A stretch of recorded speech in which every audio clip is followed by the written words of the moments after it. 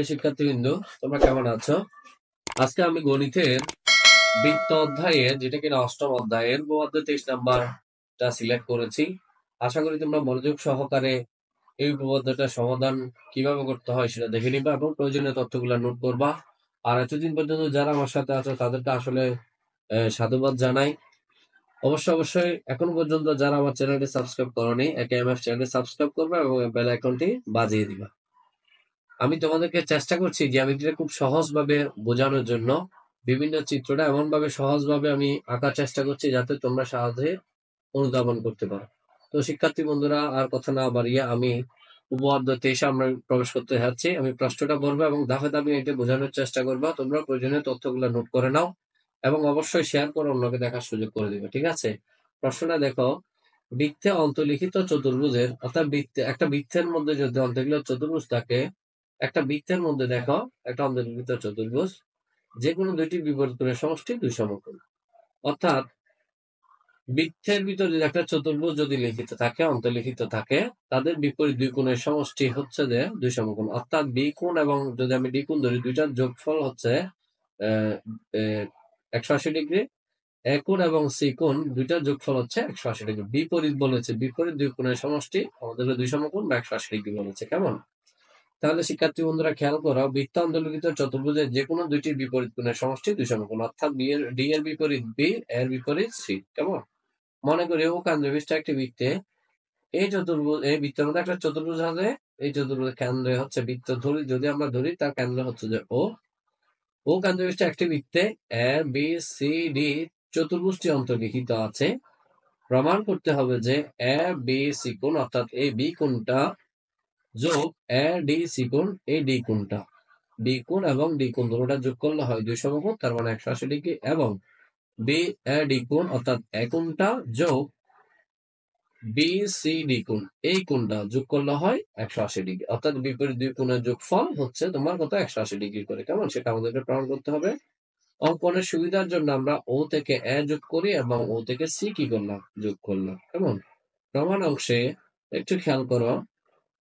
প্রমাণ অংশে যদি দেখাই, একই চাপ এ ডি সি এর উপর দণ্ডায়মান কেন্দ্রস্থ হচ্ছে যে প্রবৃদ্ধ এ ও সি কোণ। অর্থাৎ কেন্দ্রস্থ এ ও সি কোণ সমান হচ্ছে 2 ইন্টু বৃত্তস্থ এ বি সি কোণ। আমি আবার বলি, একই চাপ এ ডি সি এর উপর দণ্ডায়মান কেন্দ্রস্থ প্রবৃদ্ধ এ ও সি কোণ সমান হচ্ছে 2 ইন্টু বৃত্তস্থ এ বি সি কোণ। অর্থাৎ এটার 2 গুণের সমান হচ্ছে কেন্দ্রস্থ এ ও সি কোণ। ঠিক আছে? অর্থাৎ প্রবৃদ্ধ এ ও সি কোণ সমান 2 ইন্টু বৃত্তস্থ এ বি সি কোণ। এটা আমরা লিখে ফেলেছি, কারণ কি একই চাপের উপর দণ্ডায়মান কেন্দ্রস্থ কোণ বৃত্তস্থ কোণে দ্বিগুণ। আবার যদি আমি একই চাপ এ বি সি এর উপর দণ্ডায়মান কেন্দ্রস্থ এ বি সি এর উপর দণ্ডায়মান কেন্দ্রস্থ এ ও সি কোণ সমান কেন্দ্রস্থ এ ও সি কোণ, এই কোণটা সমান 2 ইন্টু বৃত্তস্থ এ ডি সি কোণ।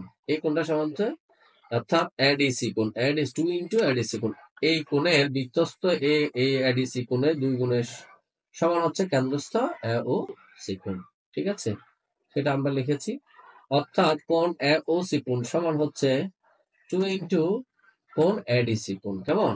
যেহেতু একই চাপের উপর দণ্ডায়মান কেন্দ্রস্থ কোণ বৃত্তস্থ কোণে দ্বিগুণ।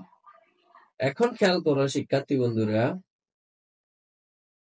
প্রবৃদ্ধ এ ও সি কোণ প্লাস এ ও সি কোণ, অর্থাৎ প্রবৃদ্ধ এ ও সি কোণ প্লাস এ ও সি কোণ যদি আমরা নিই, তখন আমাদের দেখা যাচ্ছে এ ও সি কোণ সমান 2 ইন্টু এ ডি সি কোণ plus 2 into A D C কোণ।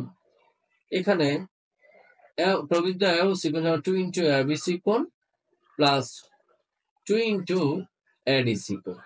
ঠিক আছে? তাহলে আমরা এটা লিখে ফেললাম।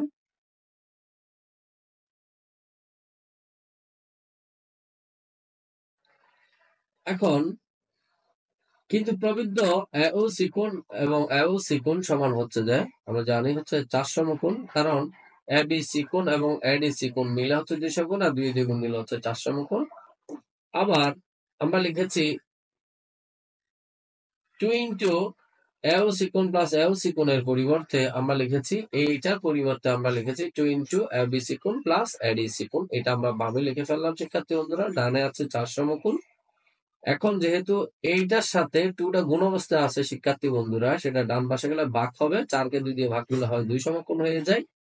তখন আমরা বলতে পারি কোণ এবি সিকোণ প্লাস এডি সিকোণ সমান 2 সমকোণ, অর্থাৎ কোণ এবি সিকোণ এই কোণটা এবং এডি সিকোণ এই কোণটা দুটোটা হচ্ছে 2 সমকোণ। একইভাবে প্রমাণ করা যায় বি এডি কোণ অর্থাৎ এই কোণটা এবং বি সি ডি কোণ অর্থাৎ এই কোণটা, বিপরীত দুই কোণের যোগফল হচ্ছে 2 সমকোণ। আমরা প্রমাণ করে দেখালাম যে এই কোণ এবং এই কোণ যোগ করলে হয় 180 ডিগ্রি, এই কোণ এবং এই কোণ যোগ করলে হয় 180 ডিগ্রি। শিক্ষার্থী বন্ধুরা কেমন? তো সেটা আমরা প্রমাণে লিখে ফেললাম। আশা করি তোমরা প্রমাণটা বুঝতে পেরেছো। ঠিক আছে? তো শিক্ষার্থী বন্ধুরা, সাথে থাকার জন্য অসংখ্য ধন্যবাদ। আশা করি তোমরা চিত্রটা খুব ভালোভাবে বুঝতে পেরেছো। এটা খুব সতর্কতার সহিত তোমাদেরকে মনে রাখতে হবে, বারবার চেষ্টা চালিয়ে যেতে হবে, তাহলে অবশ্যই তোমরা এটা খুব ভালোভাবে রপ্ত করতে পারবা। তো শিক্ষার্থী বন্ধুরা, আমার ক্লাসটা যদি ভালো লাগে চ্যানেলটি অবশ্যই যারা এখনো সাবস্ক্রাইব করো না সাবস্ক্রাইব করবে এবং বেল আইকনটি বাজিয়ে দিবা। সকলকে ধন্যবাদ জানিয়ে আজকের মতো বিদায় জানাচ্ছি। আল্লাহ হাফেজ।